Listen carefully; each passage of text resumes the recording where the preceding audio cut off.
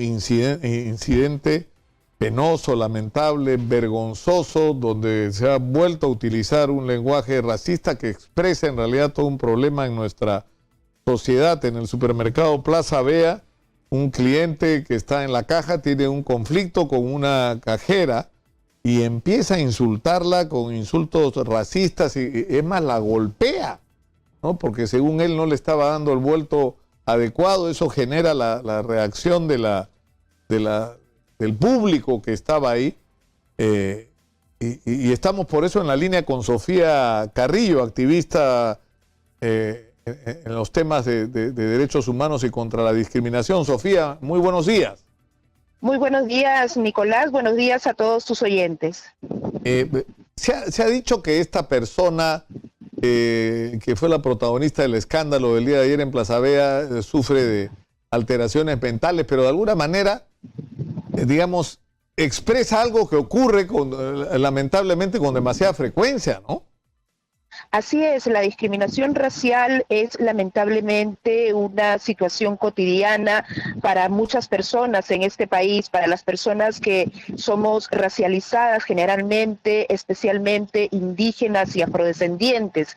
Y es una situación que debe ser abordada en su integralidad, es decir, además de desarrollar acciones que sancionen la discriminación racial, es necesario trabajar en prevención, en el proceso formativo, educativo. ¿Qué es lo que estamos haciendo en estos momentos como país para garantizar una educación antirracista que conlleve a no discriminar de ninguna manera, y en este caso el énfasis necesario que requiere la discriminación racial? Bueno, porque esta persona ha tenido expresiones como esta: la loca me cobró lo que no era, gritaba, me mintió, indios, les grita como si esto fuera un insulto, ¿no es cierto?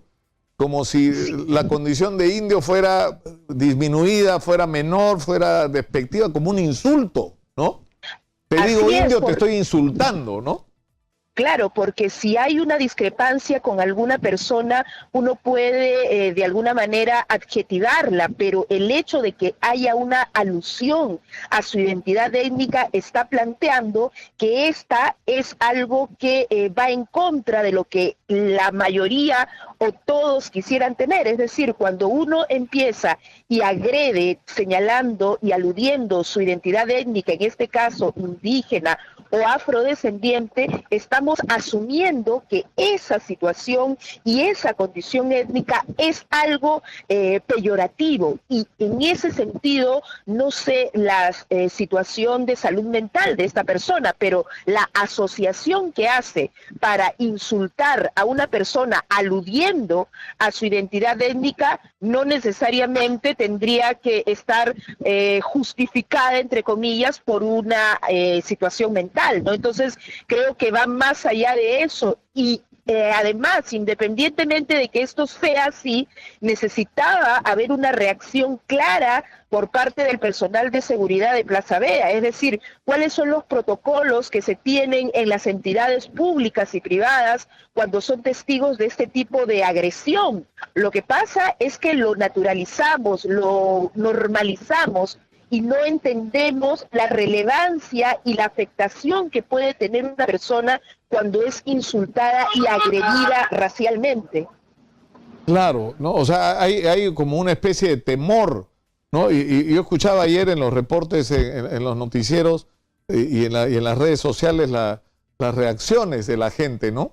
O sea, como es blanquito con pinta de pitucón, todo el mundo le tiene miedo, ¿no es cierto? O sea, nadie se atreve a ponerlo en su sitio. Bueno, la gente reaccionó muy bien, ¿no?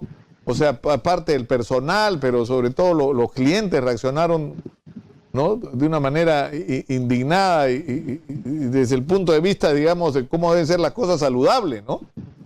Sí, y eso es algo que creo que está cambiando de manera no como quisiéramos quizá, pero sí hay una reacción mucho más clara de condena cuando somos testigos de actos discriminatorios, pero esto no tiene que estar sujeto a la reacción de las personas de manera individual.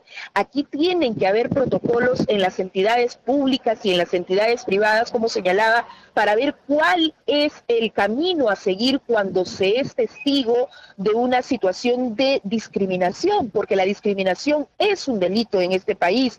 El Código Penal lo estipula. Lamentablemente no tenemos tampoco leyes claras que nos permitan conocer cuáles son los canales y los conductos para hacer una denuncia en caso de discriminación racial, pero es un delito. Estamos esperando, por ejemplo, ahora que el Congreso de la República apruebe el proyecto de ley presentado por el Ejecutivo, donde se plantea la elaboración de una ley contra el racismo.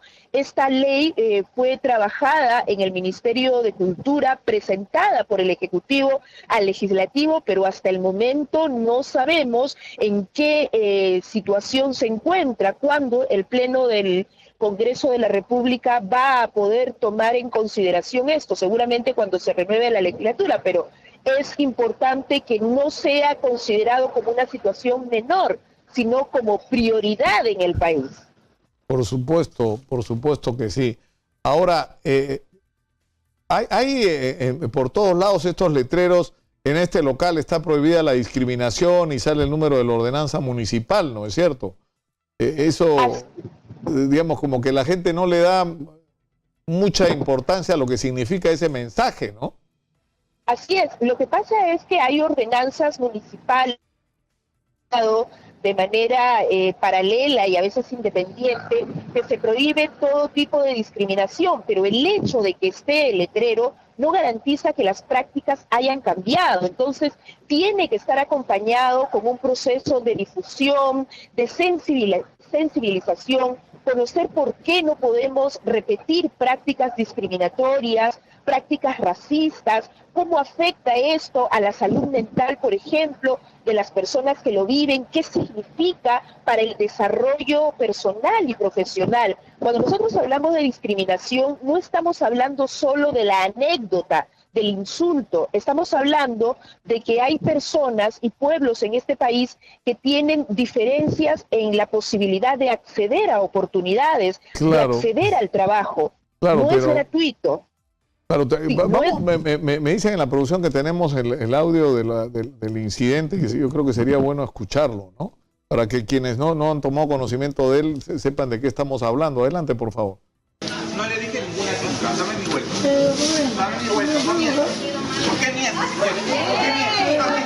Estás mintiendo. No dame mi plata. Agresor, eres agresora. Cara de ese agresor en el Plaza B San Isidro. Este agresor que ha golpeado a la señorita. Ese agresor, y a la señora también la ha golpeado. Esa es la cara de ese agresor. Estúpida, dame mi plata. No, yo te doy 2 billetes de 10. Esa es la cara de ese agresor. La loca que me cobró lo que no era, la que mintió. Y para eso tienes boca, para hablar, no para machista.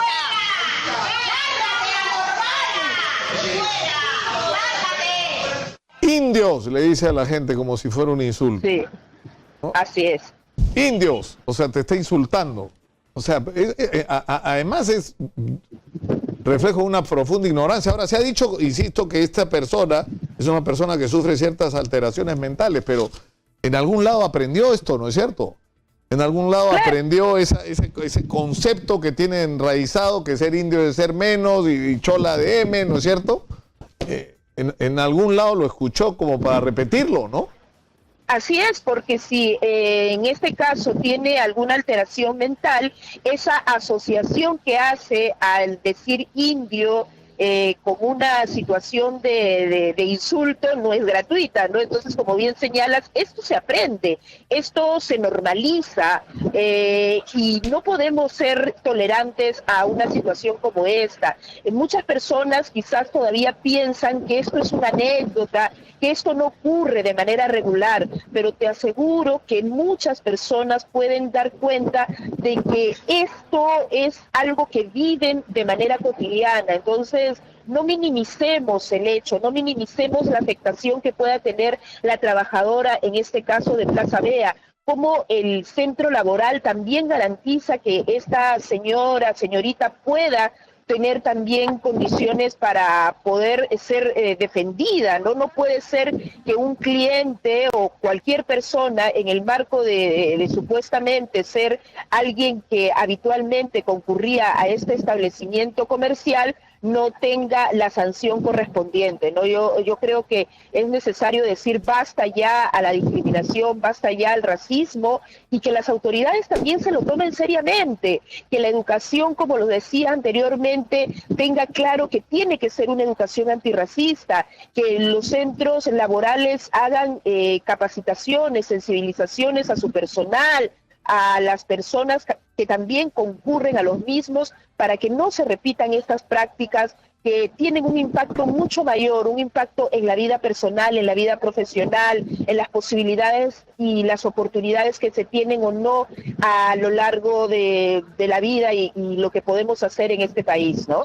Yo te agradezco mucho, Sofía, por la comunicación y solo quiero terminar recordando que, como decía Nicomé de Santa Cruz, en el Perú el que no tiene inga, tiene de mandinga, como decía, ¿no es cierto? Porque somos estamos recontrafusionados desde el punto de vista racial, pero además, si te dicen indio, a mucha honra, con orgullo, porque significa que eres hijo de una cultura que supo manejar el agua, cuyos caminos perduran hasta hoy, que venció la inclemencia del fenómeno del Niño, que construyó una sociedad donde no había mendigos, ¿no? Donde no existía la pobreza y donde se construyó toda una cultura extraordinaria, ¿no? Que lamentablemente perdimos en el camino, ¿no?